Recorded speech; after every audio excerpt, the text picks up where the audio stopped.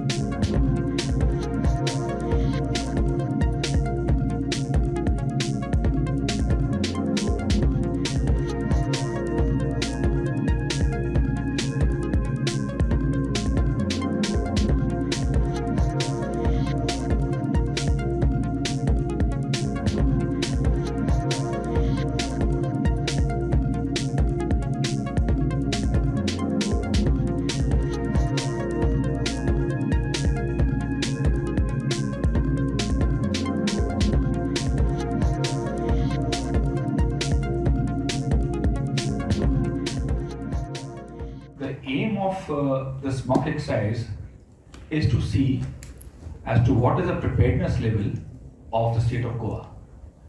Now, this was done in 3 phases. In phase 1, we had the orientation and coordination conference on the 16th of February, wherein we told the state and the districts as to what is expected out of them, so that they were able to prepare for it. And today, that is on the 1st of March, we had a tabletop exercise in which we painted various scenarios and we covered the worst case scenario of a cyclone hitting the state of Goa. In case that happens, what are the resources they have available with them? How will they use them? And what are the gaps, if any, they have? How will they fill that? That was the aim of today's exercise. Tomorrow is the day when they prepare all the simulation sites.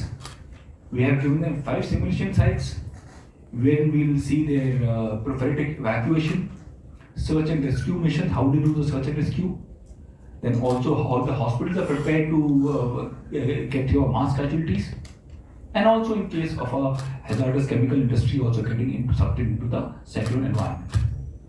And day after, that's on the 3rd of March, we'll have a proper mock exercise in which all these simulations are going to be conducted and played on ground. And all the responders, including the community, they have to respond. And then we have to identify if there are any gaps and see as to how well we can prepare the state to handle any disaster if it ever occurs.